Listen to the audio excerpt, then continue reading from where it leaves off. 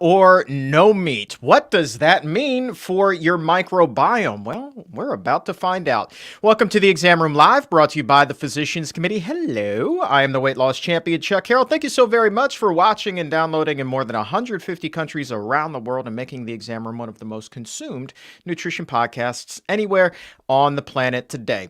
And it may not surprise you whatsoever to know that what you eat makes a huge difference with your microbiome. But what may surprise you is just how big of a difference we're talking about, especially when you're talking about vastly different diets. So the question at hand is, what happens when you eat nothing but meat?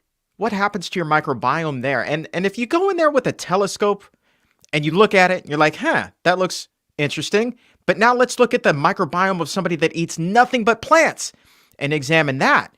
How different are they? Well, to get to the bottom of that, my friend, we are welcoming two-time New York Times bestselling author, a friend of the show, the Pharaoh of Fiber, the Prince of Poop, gastroenterologist extraordinaire, our dear friend, Dr. Will Bulsiewicz is back with us for a gut check today. And if there's a question that you have for Dr. B, go ahead. Let's fill up that doctor's mailbag. You can post your questions in the comments or in the chat. And we're going to get to as many as we can with the time here that we have today. And so with that, let's go ahead and dive right in. Look at the difference in the microbiome. All meat, all plants. Dr. B, how you doing, sir?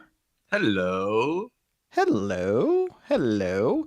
So I got this idea, man, when I stumbled across a social media account for a gentleman who goes by the handle of the Liver King, and I thought about you immediately. I was like, this guy is literally sitting down at the table with about 3 pounds of raw red meat, and all this guy does is eat nothing but meat, some eggs all day, and I'm like, I wonder how different this guy's microbiome looks compared to somebody that's eating a plant-based diet. So let's dissect this. If somebody eats down, they eat 3 pounds of raw red meat, what's their microbiome going to look like, bud? It's not going to be pretty. And, Chuck, you mentioned in the lead-in taking a look with a telescope. I would prefer to not have the telescope treatment. I'll take the colonoscope if necessary. Whatever. Some scope. You just go in there and take a look. We don't have to dissect the words. We're dissecting microbiome, man. Fair enough. Scope. I mean, the key was the scope. I understand. Call me out. And this guy, the Liver King. I mean, let me just say this. Like, I think first and foremost, I don't think that it would be fair for me to use one person to exemplify everything that takes place with our body when it comes to human health. That is, in fact, part of the problem that currently exists on social media, which is that we look at anecdotes and we look at like people telling their social media version of the story, which is never actually the truth. And then we somehow believe that that is actually the truth, which doesn't really make any sense. So when you look at this person, the Liver King, like whether he was healthy or unhealthy, I wouldn't want to elevate him as the picture of like what we should be striving towards, particularly because he's using certain illicit drugs to make his body look the way that it looks, which actually has been like completely, like he admitted that himself. Nonetheless, with this question, rather than looking at anecdotes, rather than, taking his poop sample, let's actually look at the evidence. Let's look at what was published in Nature, which is the top medical journal on the planet, in 2014 by researchers from Duke University. And if we were to hop into our Back to the Future vehicle, so what is it, the DeLorean, Chuck? That's it, man. The DeLorean. Good pull. And like the door lifts up in like a cool way, right? I still want one of those cars, man. Yeah. And clearly, like engineering wise, that doesn't really make sense because it's so cool that if it made sense for engineering, we would have all the cars looking that way these days, but none of them do. Nonetheless, you flip open this car, you get in the DeLorean, and you go back to 2014. And in this moment in scientific history, we are very curious about the potential power of the microbiome based upon animal studies. But we haven't actually demonstrated that you can change your diet and therefore change your microbiome in humans. Like that had not been shown yet. Now, we all accept this in 2023, but in 2014, we did not know. This is where these researchers come into play. Lawrence David from Duke University basically said, let's set it up with a group of humans with the most divergent diets possible. So the most divergent diets that you could possibly create would be an entirely plant-based diet versus an entirely animal-based diet. Now, you could call this a plant-based diet, you could call this vegan, and over here, you could call this carnivore or keto, whatever you want to do. But the bottom line is completely plant-based versus completely animal-based. 5 days of each. Every person does both. By the way, there was an ethical vegan who agreed to participate in the study so that we could see what happens in an ethical vegan even. And so during these 5 days where you're doing this diet, they're checking your poop every single day to see how your microbiome is changing with this new diet that you're doing. Okay. What did we find? Number one, with both diets, and I think this is an important and interesting fact that everyone needs to know. Number one, within 24 hours of a dietary change, your microbiome is changing. All right. So the food that you are eating today, by tomorrow, will start to make changes to your gut microbiome.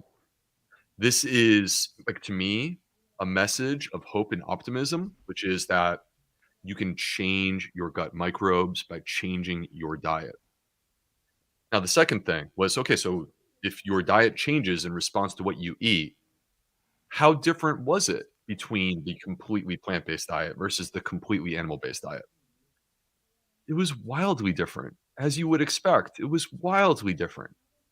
With the plant-based diet, we got more of specific types of microbes. An example of one would be Lactobacillus plantarum. All right, you get more of this Lactobacillus plantarum. Well, perhaps you've heard of Lactobacillus plantarum. This is the same bacteria that actually helps us to ferment and process our food when we make sauerkraut. It's literally the exact same bacteria. And if you go to your store and you look to buy a probiotic, if you look, you will find Lactobacillus plantarum. This is a probiotic bacteria. It's good for us. When people ate the plant-based diet, within 5 days, they were shifting their microbiome towards more probiotic bacteria that help us to ferment our food. And by ferment our food, it's not just creating sauerkraut, it's also creating short-chain fatty acids, meaning the fermentation of fiber to create the most anti-inflammatory molecule that you can possibly make, okay? That's what you get from a plant-based diet. Within 5 days, it's already happening. Flip side, what happens with the completely animal-based diet? Well, the problem is the fiber content of a completely animal-based diet, we all already know the answer to this question. How much fiber is there? Tell me in the comments section, everyone. I can see you there. Tell me how much fiber is in a completely animal-based diet, and I will verify for you in a moment. On this diet, in 5 days of a completely animal-based diet, Chuck, there was the emergence of different types of bacteria. Not the kinds that you get from a plant-based diet. These are kinds that you get from an animal-based diet. These were bacteria that are known to be associated with diseases. Diseases like colon cancer, which, no surprise, meat has been connected to colon cancer. It's an accepted carcinogen. All right. Bacteria that have been associated with inflammatory bowel disease, ulcerative colitis, Crohn's disease. Red meat consumption has been associated with that. So has dairy consumption been associated with inflammatory bowel diseases. So we're getting things like Bilophila wadsworthia. And this Bilophila wadsworthia is an inflammatory bacteria. It's not anti-inflammatory. It's inflammatory. It's trying to create inflammation. It wants you to have Crohn's disease or ulcerative colitis. It wants you to have colon cancer. And that's what you're getting on the completely animal-based diet. Now, Chuck, there's one last thing that I want to mention. So again, bottom line, food you eat today, impact on your microbiome by tomorrow. Second point that everyone needs to know, the choices that you make can elevate your gut, make it even more healthy. You can get more probiotics. You don't need to take a probiotic capsule. You can culture and activate the ones that live inside of you right now. Or alternatively, you can make choices that create an inflammatory microbiome, which is going to lead you down a path that you don't want to be going down. That's the bottom line. But the third thing that was kind of interesting, Chuck, by the way, is that with the animal-based diet, there was something interesting that showed up in the microbiome. Within 5 days, there was the emergence of antibiotic-resistant bacteria within the microbiome. Antibiotic-resistant bacteria. Now, why would that be? And the answer to this question, I'm not going to quiz y'all again. By the way, the answer to the fiber content on the animal-based diet was 0. The answer to this question, why would you have antibiotic resistance, is not because meat automatically causes antibiotic resistance. It's because in the United States, where this study was conducted, we're pumping up the animals with antibiotics. And this is the number one contributor. The majority of antibiotics in the United States are not given to sick humans in a hospital. The majority of antibiotics in the United States are given to animals as a part of animal-based agriculture. And we are creating antibiotic resistance, not in a theoretical form. We're creating antibiotic resistance inside of you. And we don't know what the problems could be that come from this when we project, years down the line, but it's not a good thing. That's for sure. Theoretically, does it matter? I mean, do you know if we see that same level of antibiotic resistance if the meat is labeled grass-fed or free range or whatever the case may be, pasture-raised, whatever the case may be? Are we still seeing those same kinds of levels, or is this really when all of those animals have been herded and they're in close quarters and then they're the ones that get force-fed the antibiotics? So we have to isolate this conversation about antibiotic resistance because this is a global area for concern, because when our antibiotics stop working, then we will return to a time that wasn't that long ago, a little more than 100 years ago, where we didn't have antibiotics, and therefore the number one causes of death were all infections. Like literally, if you go back to 1900, Chuck, 40% of people in the United States, they died from infection. And today, that's a very small number. We've reduced that by 95% in the United States.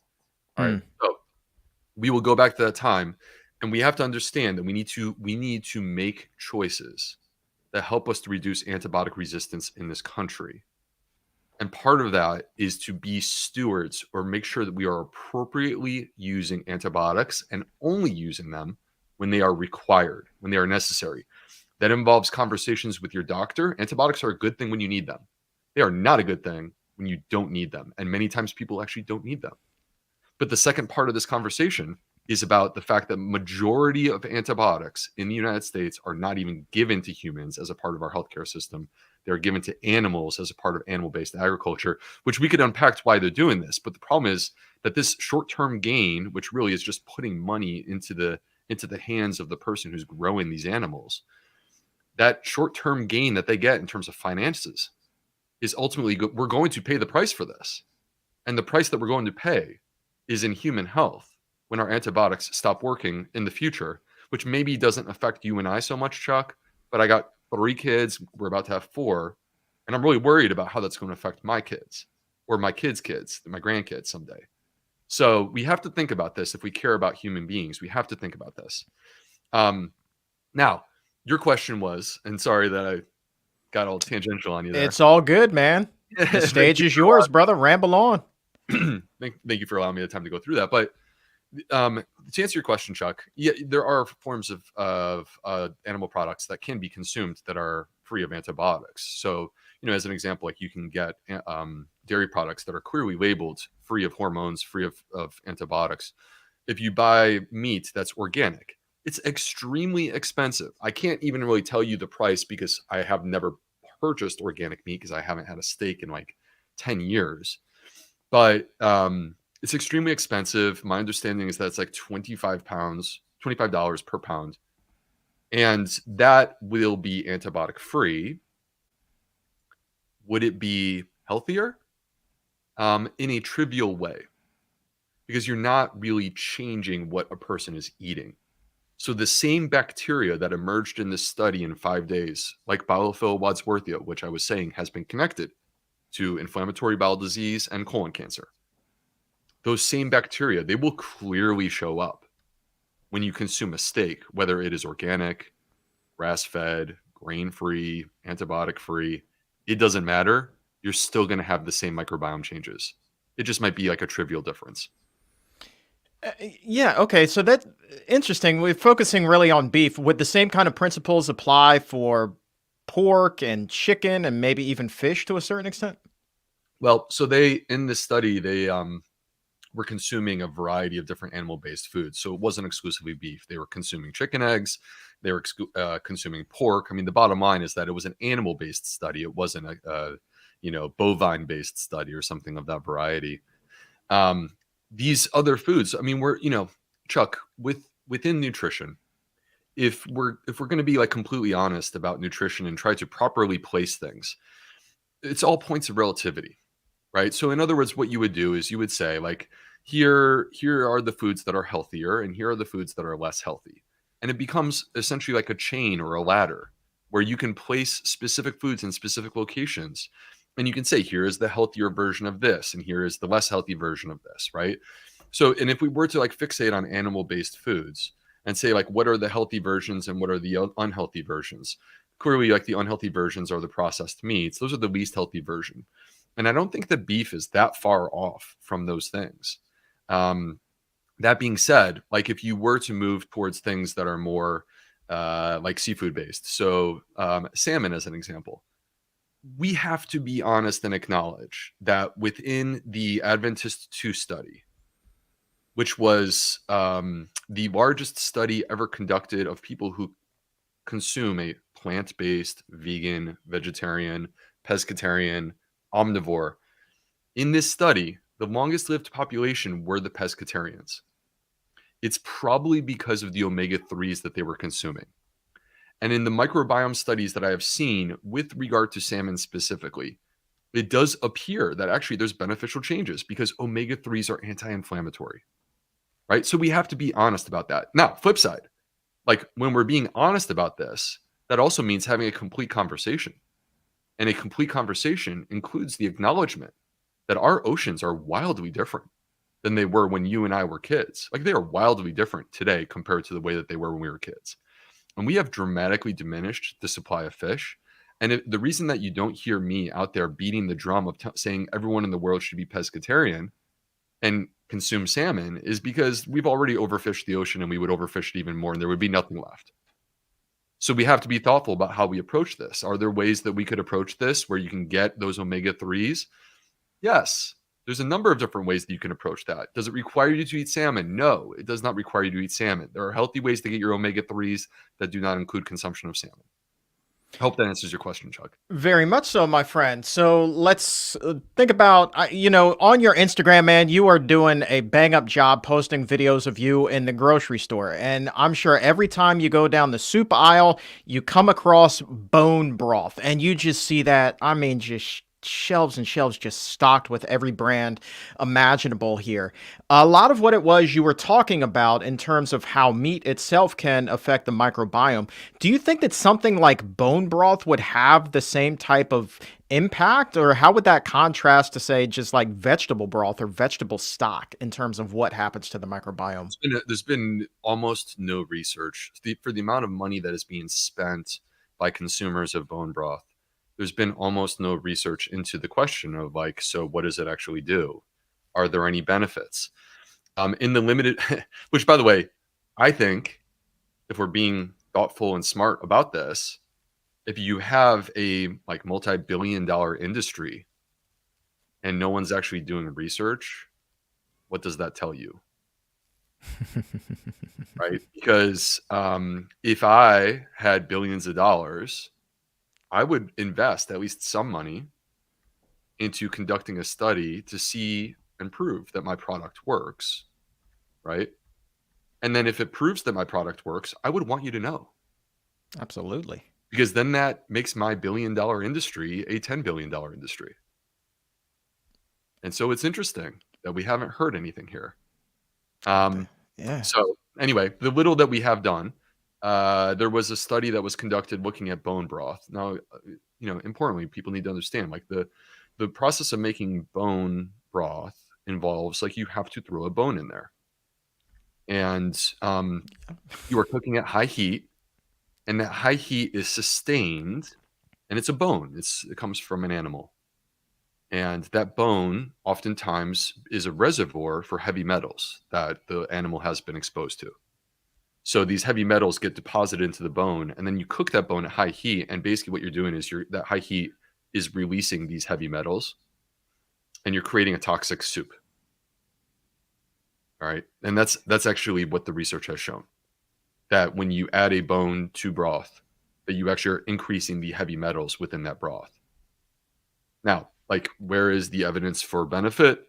Some of you may have heard that, like, there's research with chicken soup, and that it's good for our immune system. And what's interesting about that is that when they've actually analyzed this, they think the reasons why it may be beneficial for our immune system is not because of the chicken. It's because of the other stuff that we put in there, which includes the vegetables. When you cook vegetables, even if you were to remove those vegetables and not consume them, which of course, most of the time with chicken soup, like you put carrots in or whatever, carrots, celery, onions, you're going to actually consume those. But if you were to remove them and just have a broth, there still is soluble fiber. Soluble fiber is going to actually like be extracted from those vegetables. So you get that. That's good for your microbiome. You also get polyphenols. So like the flavors that are being imparted on the water to create a soup or a broth are actually of plant origin. And they are in many cases beneficial to our gut microbes because they are polyphenols. So the point being, vegetable broth appears to be good. Adding a bone makes it more toxic. I can't understand why a person would want to add the bone to vegetable broth, which is why Chuck, this is just like, basically we're talking through right now the rational explanation for why in Fiber Fueled, my first book, and in my second book, the Fiber Fueled Cookbook, I have a myriad of recipes that I call biome broth. And that's because if we want to build the proper broth for our gut microbiome, you would remove the bone. That's not advantageous. And you would max out the veggies. Here's kind of what I'm thinking though, like simplistically, is can you honest to goodness tell a difference in the flavor between whether or not the bone is there? Because I think that like for 99% of people, flavor is what's going to matter most when they're sitting down to eat. And if you can't taste it, what's the point of having something in there, especially if it's going to be detrimental for your health, which goes back to what you said at the beginning, where you're like, we don't have hardly any research to support any of these health claims that are being made about bone broth. So that's an interesting little nugget to chew on there, don't you think? Yeah. Chew on that little nugget of bone if you want to. The nugget of bone in the toxic soup. Oh boy, we are painting a delicious picture today. Last thing before we open up the doctor's mailbag, because man, we have a lot of questions now. The roomies are chatting it up. We're just being honest, honestly. Well, that's what, man, truth bombs, baby. We're dropping them all day, every day. Last thing here. When it comes to the microbiome of somebody who is eating that exclusively meat diet, or like just extremely meat heavy even, okay, what is their risk of intestinal cancer, stomach cancer compared to somebody that is eating that exclusive plant-based diet? What's the microbiome doing in terms of tilting their odds one way or the other? Well, I mean, I think that in order to properly answer this, you don't go through the microbiome to answer the question of what impact does your diet have on your risk of developing colorectal cancer. You go straight to the source. Let's make the direct connection. If you consume more meat, what is your risk of developing colorectal cancer? If you consume more fiber, what is your risk of developing colorectal cancer? And the evidence is very clear. The World Health Organization has a branch which focuses on risk associated with cancer. And their job is basically to do a scientific review and say to us, here are things that we know are carcinogenic. Here are things that like the evidence is clearly showing us that like we think they're carcinogenic. We may not have the overwhelming proof, but like it's pretty darn clear. And what they've said to us is that processed meats are carcinogenic. And the next closest level to that is where red meat falls. And this data is all surrounding colorectal cancer.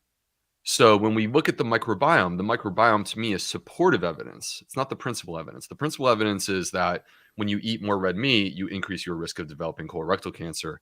That's the principal evidence. But the supportive evidence is to say, oh, how interesting it is that in just 5 days on an animal-based diet, you just so happened to increase the number of Bilophila wadsworthia, of Bacteroides, of Anastipes putridinus, which are the specific types of bacteria in that study, and they've been many of them have been associated with this colorectal cancer risk. Now, flip side, Chuck, I can't help but go straight to my favorite fiber study of all time, which was conducted by Professor Andrew Reynolds, who is from New Zealand. And basically, he compiled all of the available data in healthy humans, not sick people, generally healthy humans. And he looked at the correlations between fiber intake and risk of developing many different conditions, including colorectal cancer. And basically what he found is not only do people reduce their risk of developing colorectal cancer when they consume more fiber, but actually there's a dose response. So if you go from 15 grams, which is the average American, if you go from 15 grams of fiber per day up to 20 grams, you get a reduction of your risk of colorectal cancer. You go from 20 to 25, you get even more reduction. You go from 25 to 30, we're continuing to drop. Do you drop it to 0? No, you don't. In the Adventist 2 study, even people who are eating a vegan diet still had a very serious risk of colorectal cancer. There's more to colorectal cancer than whether or not you eat vegetables and meat. There's more to that question. There are other things that are part of our society that we can't get away from. You live here. So I think we need to be aware of that. You can't drop your risk to 0 just by being vegan. All right, let's go ahead and open up the doctor's mailbag here, take a couple of questions. Let's start with somebody who wants to pick up where we left off talking about the differences between fish and meat. We were talking specifically about salmon. Well, David at 1225 is wondering about canned tuna. Wants to know, Doc, how bad is canned light tuna in comparison to meat like beef? Does it also introduce as much bad bacteria to the gut? I have not seen a study specific to canned tuna, but I think that we need to. So I think we've talked about beef and the effect of beef on the gut. So I don't know that we need to talk about that anymore. So let's focus on the canned tuna for a moment. Again, I haven't seen a clear-cut study. Here's what we do know. A couple of things. Number one, fish will accumulate long-chain omega-3 fats. These are beneficial fats that we need more of. These are fats like DHA and EPA. So these are the omega-3s that we're trying to get more of. That's the benefit, okay? And we do believe that this is good for our gut microbiome. Healthy fats are good for our gut microbiome. Flip side, canned tuna. There are a couple of issues. One is the canning. What are the preservation techniques that we are using here? We probably are preserving this with a tremendous amount of salt. And that salt, in that context, is not appropriate. Like we don't want to preferentially consume foods that add more salt to our diet if we can avoid it, if we can find a superior substitute. That's one. The second thing is that tuna has been well known to be an accumulator of heavy metals. So we've been talking about how heavy metals are toxic, including to the gut microbiome. We were talking about within the context of bone broth. Now let's talk about it within the context of fish. As we move up the food chain, going from small fish to larger fish, the heavy metals accumulate. That's because the small fish individually don't have many heavy metals, but when you eat a lot of small fish and you add them up, it does result in the larger fish having lots of heavy metals. Tuna is one of the major accumulators. So we need to be aware of this. I would not make this your daily lunch and make this your sort of tradition-based dish. To consume tuna once in a while, much like many other foods. I mean, again, I can find things that are better and worse. But I don't think I would make this the backbone of your diet. You ever had the chickpea tuna, man? I mean, that blew me. I was a fan of tuna salad back in the day, but chickpea tuna hits the spot, Jack. Let me tell you. I'm glad you brought that up because you can make a dish that satisfies the palate, gives you the same flavor profiles that you would get from tuna, which, by the way, many people like. I get it. And yet you can be consuming more legumes, and we need more legumes in our diet, and chickpea tuna is a great way to do that. Thank you for bringing that up, Chuck. Oh, for sure, man. Shout out, by the way, to Karen Dugan from the Center for Plant-Based Living. She's one half of the Doc and Chef. I love you. You have a ton of great recipes and fiber fueled. But her recipe for chickpea tuna is off the charts good, and I will gladly send that to you so you can experience it. Maybe even put a little sauerkraut on top. I don't know if you would go that far, but man, it is tasty stuff, my friend. Oh yeah, Tasty, tasty. sounds amazing. We were talking about antibiotic resistance a little bit earlier. Jeremy at 1219 has an interesting question, wondering whether a whole food plant-based diet can actually reverse antibiotic resistance. So actually, I think that it kind of dawns on me, not a lot of people may not understand quite what antibiotic resistance actually means and what it is. So can you unpack that a little bit for us? Yeah. So let's kind of like teach on the concept of these bacteria, because you have to keep in mind that many of these bacteria, they can, what takes me, so I'm in my 40s, I have several kids, but like it took me into my 40s to procreate several kids, right? Whereas these bacteria, they can in 20 or 30 minutes create a new generation. So they're constantly turning over. And if you were to like take like let's pretend that it's 6 in the morning, and we're gonna follow the family tree of one bacteria. Okay, one bacteria starting at 6 in the morning today. By 6 in the morning tomorrow, it will have 1,000 offspring, Chuck. That one bacteria, right? So this is how quickly they can multiply. And it becomes very important because this is their superpower that has allowed them to exist for billions of years, no matter what the climate and circumstances and environment, and no matter what it may be, they figure a way out. And this is evolution, which is that in evolution, pressure ultimately creates a change. Within this context, the presence of antibiotics, which by the way, have existed for billions of years. We just didn't call them antibiotics, but this is what the microbes were using against one another. So, anyway, antibiotics, you give an antibiotic to, let's pretend there's 1,000 bacteria. Okay. Among those 1,000, there will be 10 that, like, they just so happen to have some special gene, special mutation, special characteristic. They survive. They survive because they are resistant to the antibiotic. So we killed out of 1,000, 990. We have 10 left over. But 24 hours from now, I told you every single one of those bacteria is going to create 1,000 offspring. So now, going from 10, 24 hours from now, we have 10,000 antibiotic bacteria that have multiplied, right? And so basically what's happened is we've eliminated all the ones that are sensitive to the antibiotic, and now we are replacing them with the ones that are resistant to the antibiotic. This is why we have to be cautious with how much we expose bacteria, whether they be in our body, in a cow's body, anywhere. We have to be cautious about how often we expose these bacteria to these weapons, or I'm sorry, these tools that we have for our healthcare system. Because every single time we do one of those exposures, we do pay the price, which is that, as I've just illustrated, there's a percentage of them that will be antibiotic resistant and they will multiply. All right, man, dude, you dropping knowledge bombs, baby, man. I love it. You were on a roll just saying. I was like, I hope he doesn't stop, man. I'm sitting under the learning tree today, baby.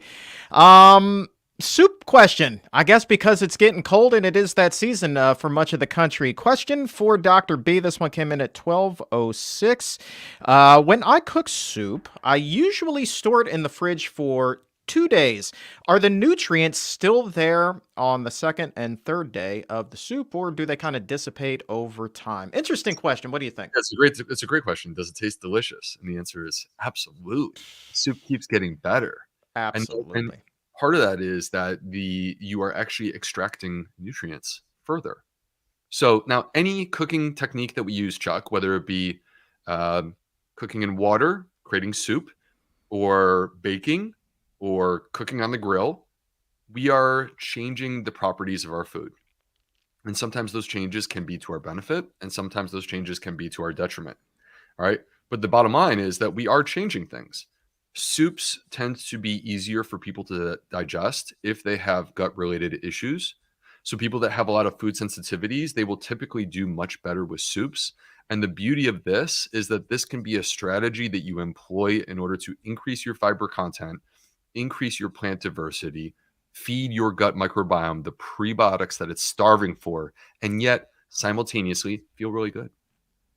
All right. Quick shout out to CJ Torres, who's watching right now. Dropped a question in the doctor's mailbag. CJ, actually email me. Usually wouldn't do this to stop the show, but email me, Chuck at theweightlosschampion.com with your question. And we can probably talk a little bit further about that. Let's take a question, though, from Agent 99. All right. Fiber question. Here we go. Can eating high fiber foods but not drinking enough water cause constipation? I think I know the answer, but you tell us. Yes, this is a great question, and actually, I saw another question that was by someone named Tommy, who said, I want to piggyback off this, Chuck, if that's okay. Sure, man. Here's the question. It seems if I eat more fiber, I am more constipated and bloated. Is it too much fiber messing up my microbiome? What do I do about it? What do I do about this? Okay. So fiber, it turns out, is a nuanced thing, like so many aspects of our life. It's like, I'm sorry, we can't always make it as simple as we want it to be. Sometimes there's nuance to life.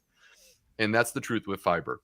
Fiber is your friend. It wants your gut microbiome to be healthier.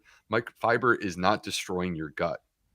But if you have gut issues, there are limits to the amount of fiber that you can consume at any one time. And if you exceed those limits, then you may actually suffer symptoms like bloating or constipation.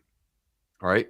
This is the result of a gut that's not prepared for the amount of fiber that you just consumed. I would make an analogy to exercise, Chuck. All right. Exercise is good. We all know that exercise is good. That being said, we all have limits to our exercise. We have different strengths and weaknesses. There's certain parts of my body that I'm very proud of because they're strong and they do really well in the gym. But guess what? I'm not running a marathon anytime soon. All right. Because that's not the way that my body works. I'm not that great at running long distances. That's just the way that I am. It's always been that way. So, anyway, the point though is like, could I make myself a distance runner? Yes. Could I wake up today and go run a marathon? No, that's a horrible idea. Could I build up over time with sequential progress, further challenging myself a little bit more over time to eventually run a marathon, even though I have just told you that I am not a distance runner? Yes, it's entirely possible. I could do that. So the key here is when we're consuming fiber, we have to start low and we have to go slow and we have to allow our body to dictate. And so with Tammy here, by the way, I said Tommy, I missaw that. I'm sorry. With Tammy here. Hey, Tammy. With Tammy here, part of this is start low, Tammy. All right. And slowly increase. Part of this also is that this may be actually exposing that there's underlying constipation. So you may not feel constipated, but if you're not adequately evacuating and you put a whole bunch of fiber in there, it's going to exacerbate it. It's going to make it worse. So it may turn out that the solution to you, yes, drink more fluid, help to float that log down the river. All right, fiber is the log, float that log down the river. You don't want it to get dried up on the rocks. But the other thing that you need to do is you may need to help to facilitate some better bowel movements. And this is where, Chuck, I have found this is not for everyone. You need to talk to your doctor, but I found that magnesium can be very helpful. You get a little bit of magnesium on board, get the poops moving. When you get the poops moving, once they're moving, you start to turn up the fiber and you will be shocked at how much better you feel, how much more you can tolerate, and how this fits just and feels just right with your gut. Because ultimately, your gut wants more fiber. And it's just a matter of like this process, much like exercise. Our body wants to exercise, but there is a process of how we get there. Man, I kind of feel like I learned that the hard way when I first went vegan. Yeah. I went overnight, dude, and Yep. oh, that was a rough couple of weeks. I'm not even gonna lie to you, man. I was so bloated. But I pushed on. I mean, I was doing sit-ups in the middle of the night, just trying to force the air through.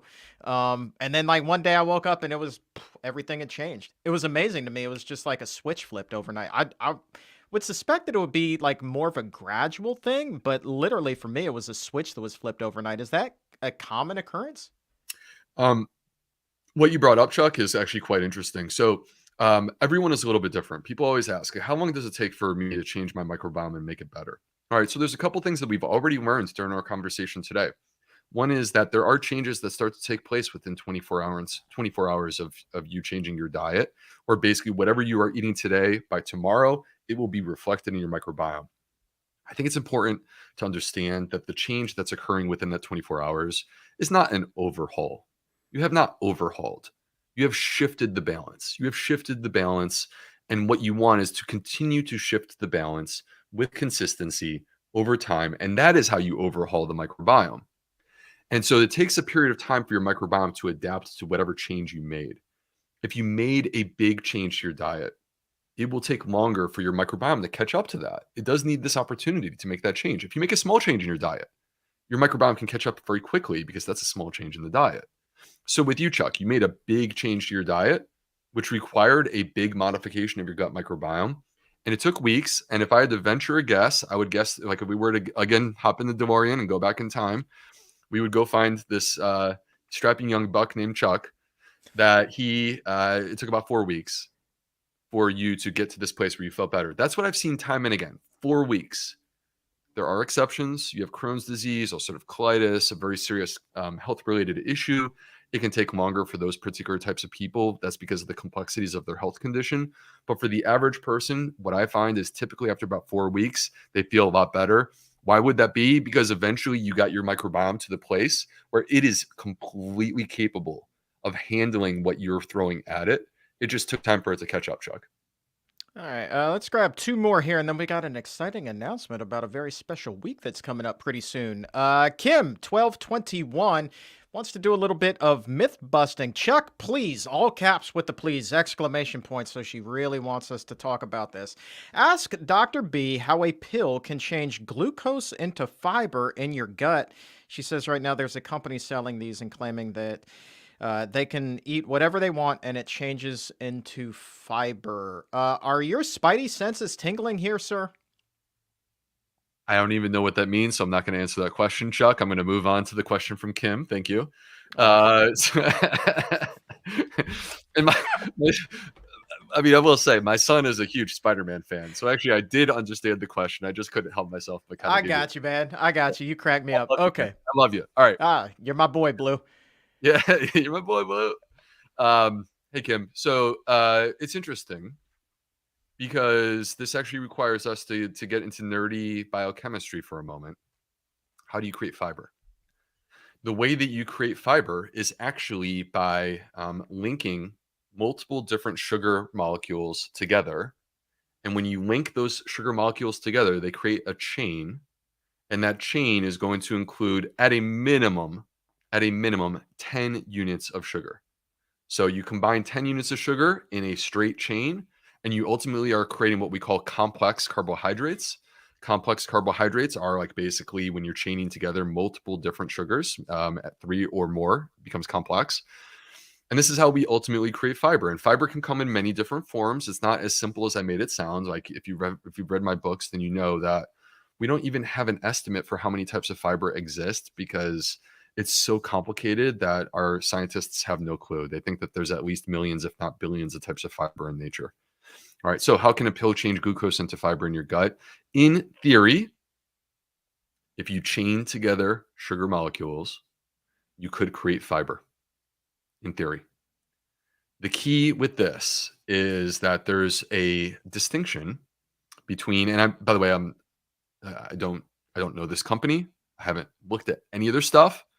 So I really don't feel like I'm commenting on this company specifically. I just want to sort of comment more globally, which is to say that there is a difference between promises that are made through marketing and sound scientific evidence that has been proven and peer reviewed. There's a difference, right? We discussed bone broth. There are a lot of promises being made.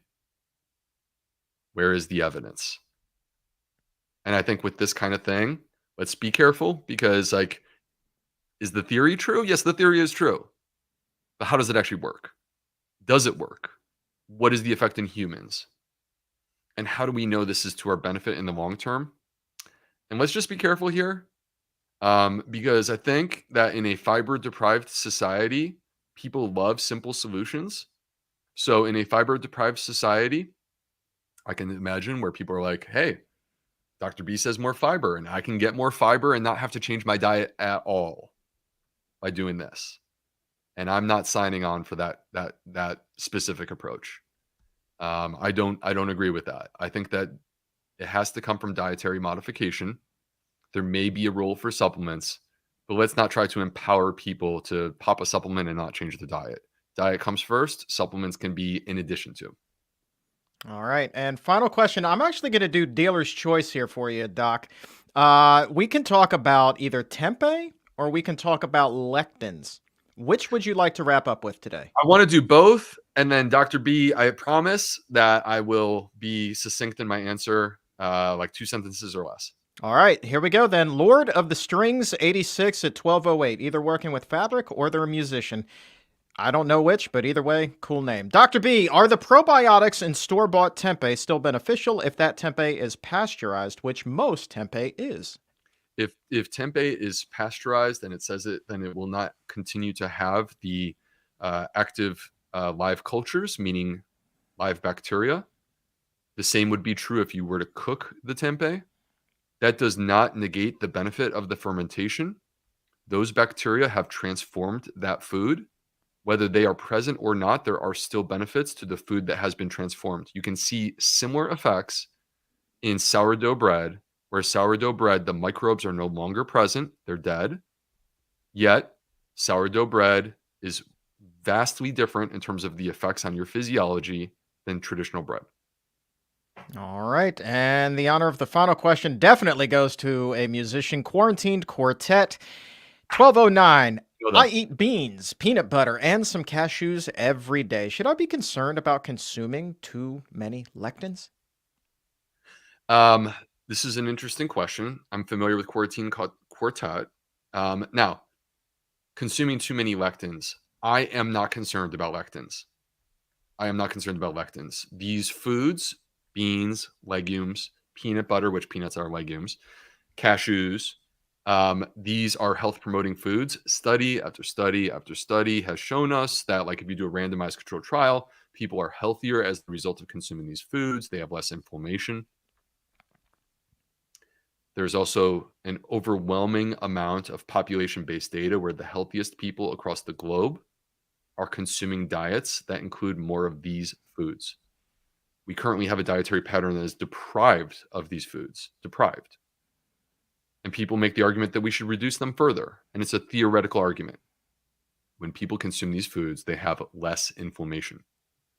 So I can't find evidence to say that you should be reducing your lectins. That being said, like, if you eat a lot of beans, Chuck, beans have FODMAPs. And those FODMAPs could give you bloating. And you could misinterpret that bloating to think that that means that you have inflammation. And I think many people have. And that's not a lectin. That's the FODMAP. And that is something that actually is a food intolerance that can be easily overcome using the low and slow technique, using the principles of exercise that we have already discussed today. There it is. And you know what? There are a lot more principles to get into. And so I think that's the perfect time to get into the very special week that begins on November 20th, runs through the 27th. My friend, it is Fiber Fueled Week. I am pumped up about this because you're saying November 20th, man.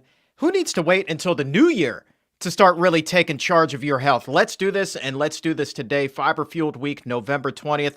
What is Fiber Fueled Week? What are you cooking up, Dr. B?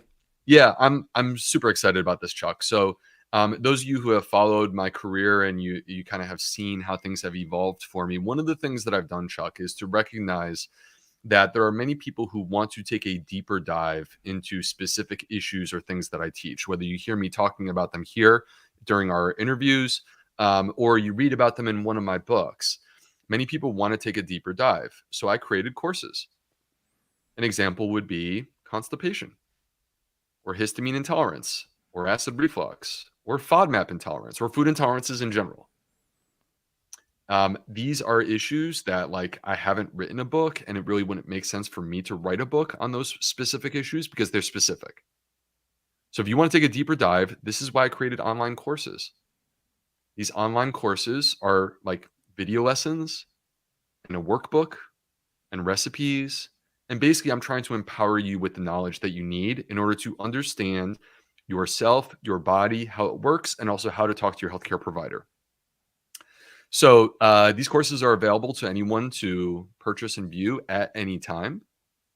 But I recognize that Black Friday is this sort of special period of time where people are like disproportionately being exposed to sales and can get things at a better price. I said, you know what?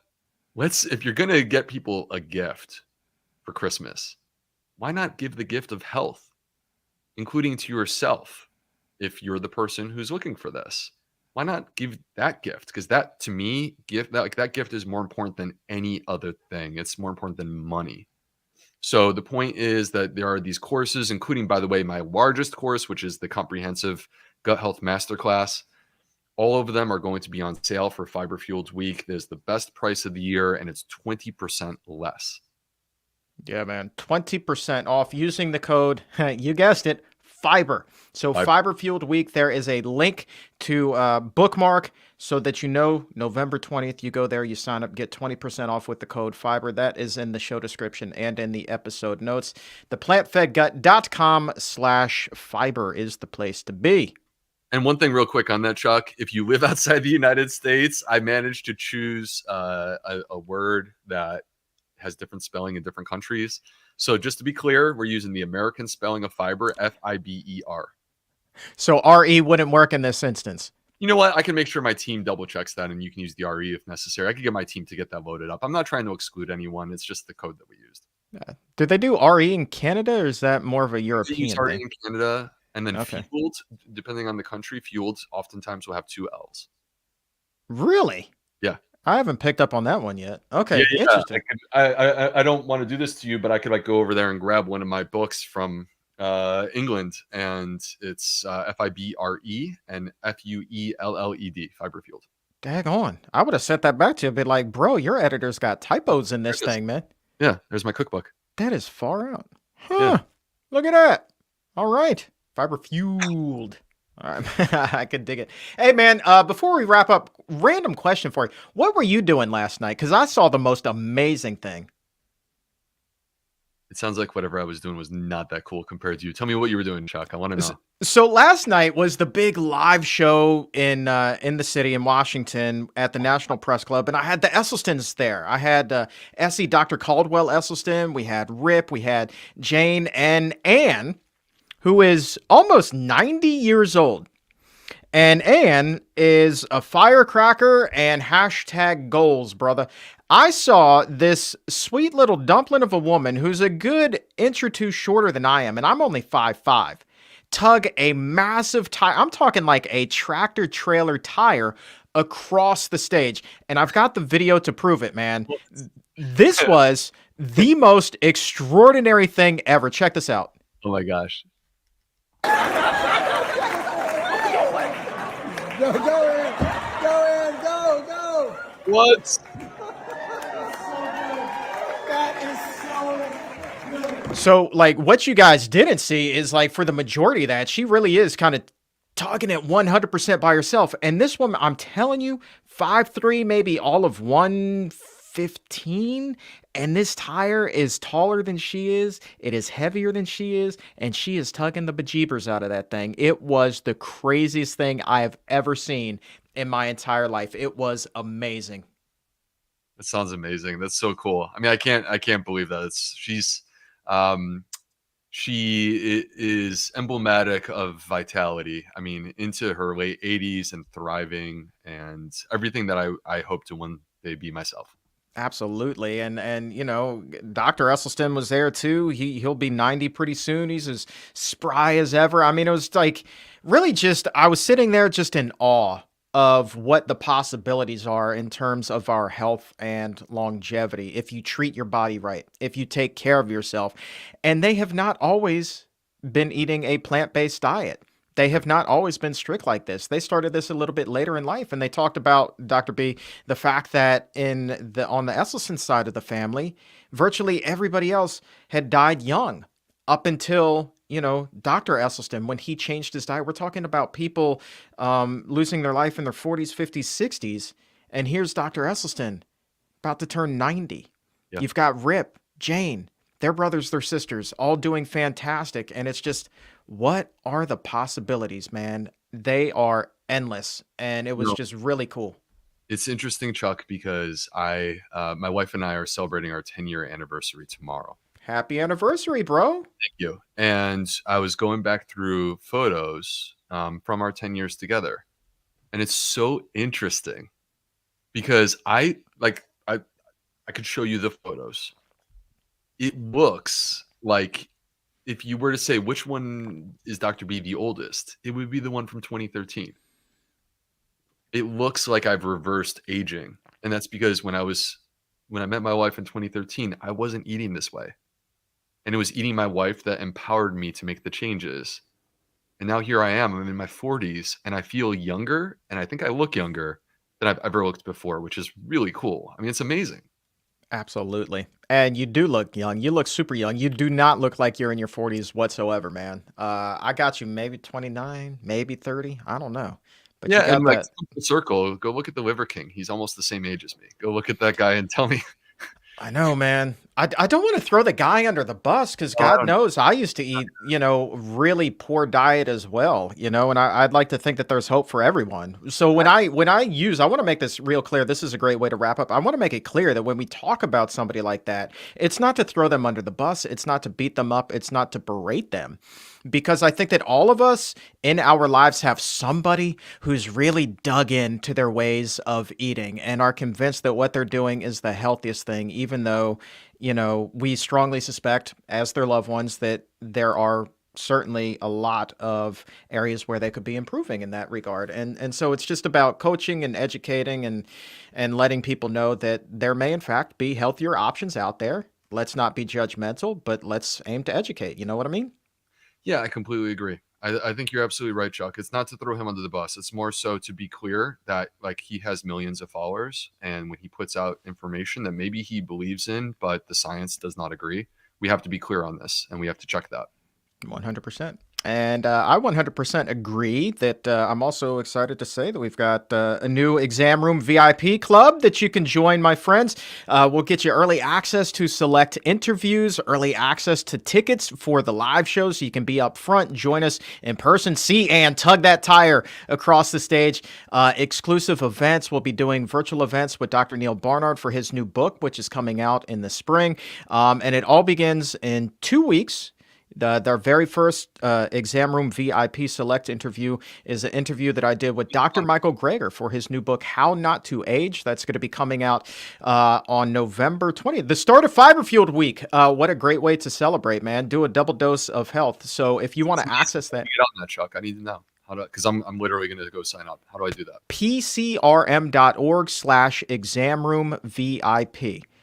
PCRM.org/examroomvip. Go there, become an Exam Room VIP, get the newsletters, get the exclusive access, all kinds of good stuff, plenty more to come. And I do suspect, and you had no idea this was coming, I'm just going to throw it out there. I would love to get you on one of these VIP exclusive interviews, man. I think you and I could really open it up and just riff the way that, maybe we talk about when the cameras aren't rolling. You know what I mean? I mean, I think that we have a little bit of fun, don't we, Chuck? A little bit. Those people don't realize. So let me pull the curtain back for a moment, everyone. Chuck and I are literally texting each other a couple times a day. Just so easily. Our chain this morning was epic, man. We've got our fantasy football lineup set here, I think, for the week. Football, professional wrestling, and we got a lot of stuff that we have to talk about. That's my bud. We're just two kids having a great time, dude. That's why I love doing the show with you. I wish that we had more time today. We went long, man, but it went by in the blink of an eye. Appreciate you being here as always, my friend. Thank you, Chuck. Thank you, everyone. We appreciate y'all. All right. Remember, everybody, Fiber Fueled Week, November 20th through the 27th. Our courses, give the gift of health to yourself and to your loved ones. For everybody here at the Physicians Committee, I am the weight loss champion, Chuck Carroll. Thank you so very much for watching and asking so many great questions, you exam roomies. Love you to death. Also love the crew behind the scenes for making the magic happen. Until next time, my friends, keep it plant-based.